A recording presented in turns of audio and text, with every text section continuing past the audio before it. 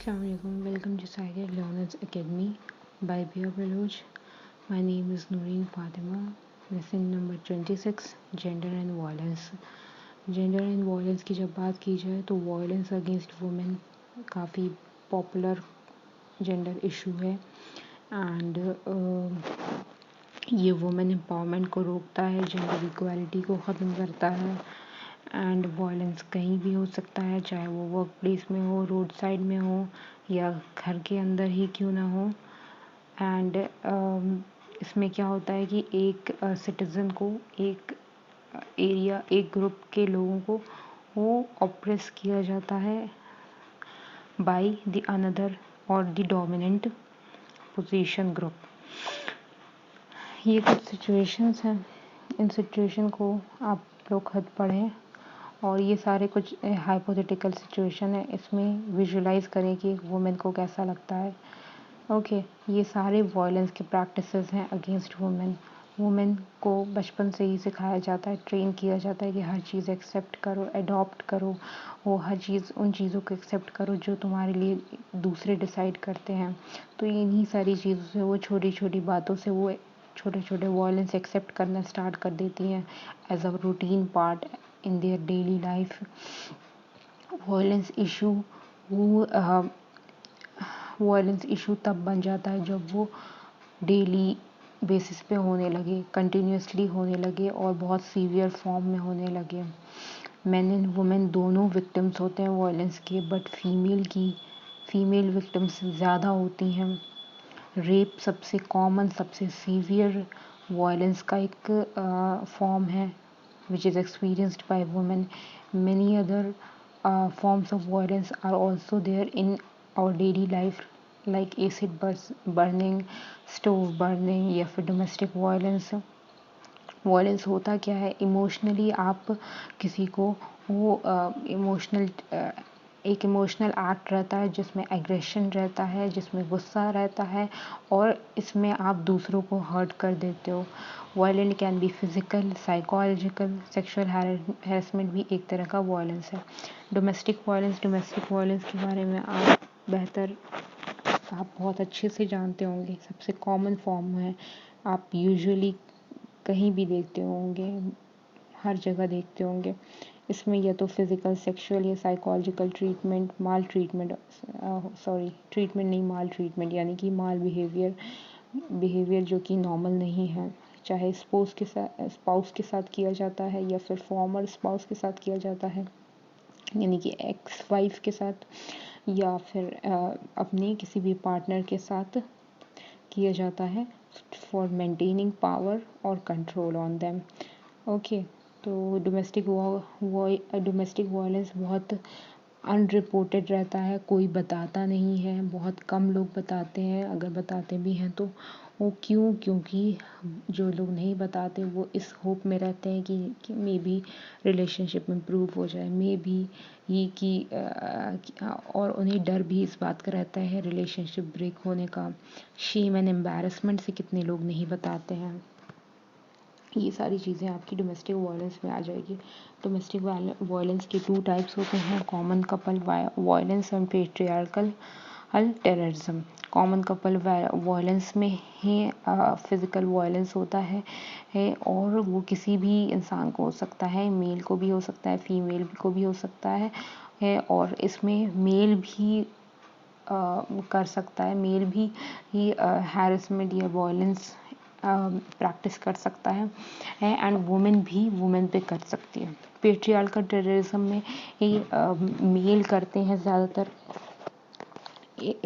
इसमें सिर्फ मेल ही प्रैक्टिस करते हैं वायलेंस और मेल अपने फिज़िकल फोर्स या फिर बाकी वर्बल फोर्स, जितने फोर्स उनके पास, जितनी उनकी पावर होती है उससे डोमिनेटिंग पावर, उससे बच्चों को और अपनी घर की औरतों को या बाहर की औरतों को मारते हैं या फिर हर्ट करते हैं। ऑल्सो ये जो मेन है, men are more likely to be physical hurt, injured और killed by stranger, ठीक है। बट जो वुमेन होती है, वुमेन भी ये चीज़ एक्सपीरियंस करती हैं हैं same cheese bye there husband. अब जो ये हस्बैंड रहता है मेल, इसको कौन बढ़ावा देता है, इसकी हरकतों को? He supported by his in laws, okay, and relatives, जिससे वो वायलेंस बढ़ता है, specially in domestic violence. Okay, तो एनालिसिस हुई थी यूएस की तरफ से और पता चला था कि 9 out of 10 victims were women as compare to man and they were likely to be seriously harmed. Also women abused, अगर एक वुमेन जिसके साथ एब्यूज़ हुआ है, चाहे वो किसी भी तरह का एब्यूज़ हुआ हो अगर एक बार किसी औरत के साथ हो जाए तो वो बार बार हो सकता है। किस तरह की औरतों के साथ डोमेस्टिक वायलेंस होता है? उन औरतों के साथ जिनको कमज़ोर समझा जाता है, जो लोअर सोशल इकोनॉमिक क्लास, जो थोड़े गरीब फाइनेंशियल स्टेटस से आते हैं, उन औरतों पे होता है जो फाइनेंशियली डिपेंडेंट होती है मेन पे, जो कम पढ़ी लिखी होती हैं या बिल्कुल नहीं पढ़ी होती हैं। यंग वुमेन पे भी होता है। ऑल्सो वुमेन जिनको बाहर की दुनिया, बाहर के अपने राइट्स, इन सारी चीज़ों को नहीं मालूम होता है, घर से बाहर कभी निकली नहीं, उन पे भी डोमेस्टिक वायलेंस बहुत होता है। किस तरह के मेन करते हैं डोमेस्टिक वायलेंस? कम पढ़े लिखे और कभी कभी बिल्कुल भी अनपढ़। और जो लोग लोअर सोशल इकोनॉमिक क्लास के होते हैं वो भी डोमेस्टिक वायलेंस, वो मेल भी डोमेस्टिक वायलेंस करते हैं। जो अनएम्प्लॉयड होते हैं, आके फ्रस्ट्रेशन घर पे निकालना, गुस्सा करना, फाइनेंशियली ओवरबर्डन, या फिर उन पे बहुत ज़्यादा रिस्पॉन्सिबिलिटीज़ होती है। ड्रग अल्कोहल एब्यूज़र्स भी होते हैं। और जिन मर्दों ने अपने घर में हमेशा बचपन से ही डोमेस्टिक वायलेंस देखा है, वो लोग भी प्रैक्टिस करते हैं एडल्ट होने पे। और जिन लोगों को कोई कुछ ये सारी चीज़ें गलत नहीं लगती, वो स्टीरियोटिपिकल बिलीफ पे बिलीफ रखते हैं कि वुमेन कमज़ोर होती हैं और हमें दबा के रखना चाहिए, तो वो लोग भी करते हैं। Wife beating is more common in some societies than other. These societies are, किन किन जगह वाइफ बीटिंग ज़्यादा कॉमन है? जहाँ पे एग्रेसिव बिहेवियर बहुत कॉमन हो वहाँ पे होता है ये। जहाँ पे वुमेन को कम इंफीरियर स्टेटस यानी लोअर रैंक में रखा जाता है। जहाँ पे जहाँ पे ये सोचा जाता है कि मार करके सब कुछ सारे डिस्प्यूट सही कर देना चाहिए, सारी प्रॉब्लम सही कर देनी चाहिए। बात से कोई वो भी डिस्प्यूट या प्रॉब्लम नहीं सॉल्व करते, सिर्फ मारते हैं। इम्पैक्ट क्या होता है डोमेस्टिक वायलेंस का वुमेन पे? उनकी सेल्फ इस्टीम अपनी लो हो जाती है, सेल्फ कॉन्फिडेंस लो हो जाता है, एम्बैरेसमेंट होती है, शेम होती है, डर में हमेशा रहती हैं, हेल्पलेस होती हैं, प्रेशर और एक्सेप्ट कर लेती हैं इन द एंड इस बात को कि हाँ, औरतों की ज़िंदगी इसी तरह होती है और वो यही डिज़र्व करती हैं। आपको इस इशू को कैसे टैकल करना चाहिए? आपको अपने बेसिक ह्यूमन राइट्स के बारे में जानना चाहिए।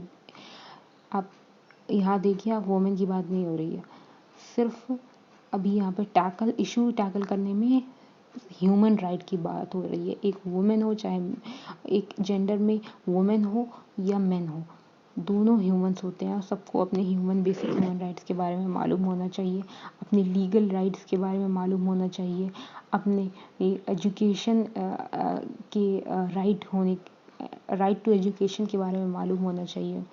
ओके, शेल्टर होम्स हम लोगों को इस्टेब्लिश करना चाहिए, जिन लोगों का कोई नहीं होता, जिन लोगों के साथ ये वायलेंस होता है, वो कभी कभी उनको घर से बाहर निकाल दिया जाता है, तो हमारे पास एक शेल्टर होम्स होना चाहिए जहाँ पे हम उन्हें रख सकें। फैमिली थेरेपी होनी चाहिए, काउंसलिंग होनी चाहिए इन सारे लोगों की जो एक्सपीरियंस करते हैं वायलेंस और जो खुद करते भी हैं वायलेंस। सबकी मेन को भी हमें एजुकेट करना चाहिए, उन्हें जिस तरह वो वुमेन को देखते हैं उस चीज़ का नज़रिया बदलना चाहिए, जेंडर इक्वालिटी के बारे में बताना चाहिए, अच्छे बिहेवियर के बारे में बताना चाहिए। और मीडिया को भी हमें काफ़ी हद तक कंट्रोल करके रखना चाहिए, क्योंकि मीडिया हमने पहले भी पढ़ा है, मीडिया काफ़ी ज़्यादा रोल प्ले करता है in telling about how a gender like male और female should be and how they are portrait. Okay, other forms of violence against women, और भी फॉर्म्स हैं जैसे कि sexual violence, rape, physical assault by strangers. Okay, physical assault by strangers ही in the end rape में change होता है। Solution यही है कि अवेयरनेस होनी चाहिए एजुकेशन होने के बारे में, और किसी भी इंसिडेंट, किसी भी जगह के बारे में, किसी भी प्लेस के बारे में भी, ये जहाँ पे मदद मिल सके लोगों को। Self defence training, karate, judo, ये सारी चीज़ें ये सीखनी चाहिए कि आप पे कभी अटैक हो तो आप किस तरह फेस करें इसको। और लोगों को इतना मेंटली प्रिपेयर कर देना चाहिए कि कभी उनके साथ कोई गलत हो तो वो आके रिपोर्ट कर सकें, लॉ के सामने जस्टिस मांग सकें।